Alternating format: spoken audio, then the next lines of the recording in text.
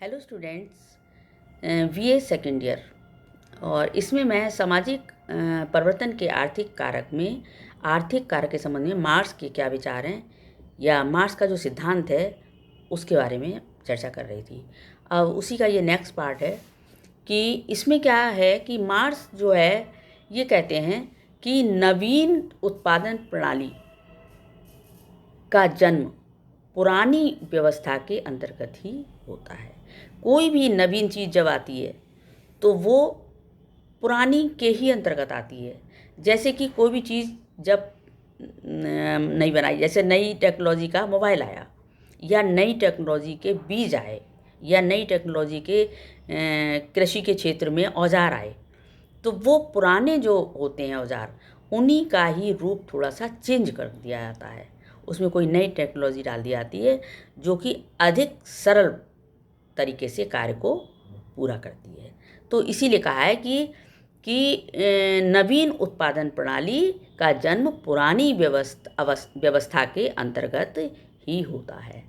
जब मानव नए उत्पादन के साधनों का आविष्कार करता है तो उसका उद्देश्य समाज में परिवर्तन लाना नहीं होता है, बल्कि कम मेहनत द्वारा जीविका चलाना होता है, जीविकोपार्जन करना होता है। किंतु इस प्रकार के परिवर्तन जीवन को ही बदल देते हैं और जिसमें पुराने आर्थिक संबंधों का स्थान नए आर्थिक संबंध ले लेते हैं। जैसे कपड़ा बनाने के लिए हथकरघा के स्थान पर बिजली के करघों का प्रयोग होने लगा और सामंतवादी समाज के स्थान पर आधुनिक पूंजीवादी समाज का जन्म हुआ। इस तरीके से उत्पादन प्रणाली के बदलने से समाज में परिवर्तन आता है, ये भी स्पष्ट हो गया। उत्पादन प्रणाली जो कि उत्पादन शक्ति और उत्पादन संबंधों से मिलकर के बनती है ही समाज की आर्थिक संरचना का निर्माण करती है। इसे क्या कहते हैं? अधोसंरचना कहा जाता है और यही जो है वो समाज की नींव होती है। इस पर ही समाज की सामाजिक, सांस्कृतिक, धार्मिक सभी संरचनाएं टिकी हुई होती हैं और जिसे जो मार्क्स जो है वो अतिसंरचना कहते हैं। ये दूसरी चीज़। तीसरी चीज़ हो गई। अब इसके बाद आता है कि मार्क्स कहते हैं कि जब कृषि का कार्य हल और बैलों की सहायता से होता था और कुटीर उद्योग धंधे चलते थे जिसमें छोटे छोटे औजारों से जो काम किया जाता था, तब जो था वो एक विशेष प्रकार का समाज और धर्म, जाति, राजनीति थी।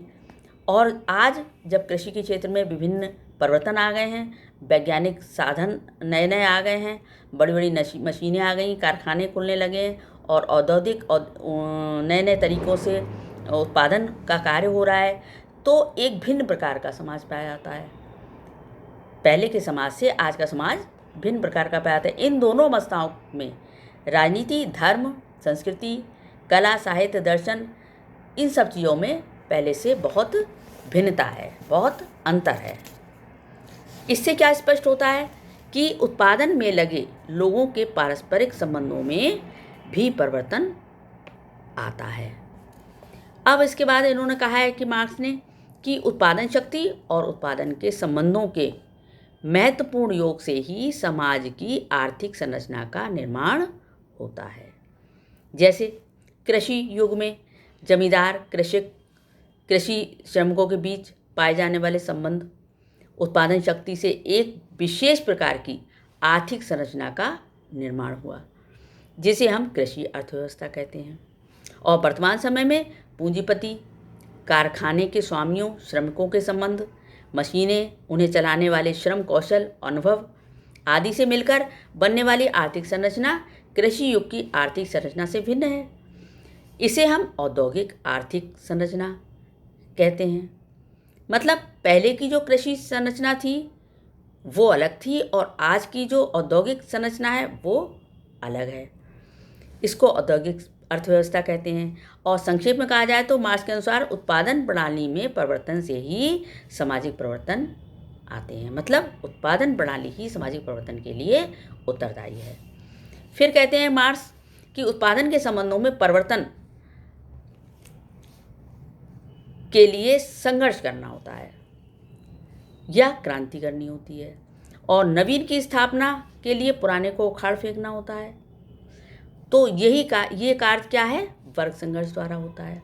अब वर्ग संघर्ष को ये स्पष्ट करते हैं कि ये कहते हैं कि इतिहास के प्रत्येक युग में दो वर्ग रहे हैं। एक रहा है एक वर्ग वो रहा है कि उत्पादन के जो साधन है उनका स्वामित्व जिसके हाथ में रहा है, और दूसरा वर्ग जो श्रमिक वर्ग रहा है। तो इन दोनों वर्गों में अपने अपने हितों को लेकर हमेशा संघर्ष होते चले आए हैं, और प्रत्येक वर्ग संघर्ष का अंत नए समाज की स्थापना होता है या नए वर्ग का उदय होना होता है।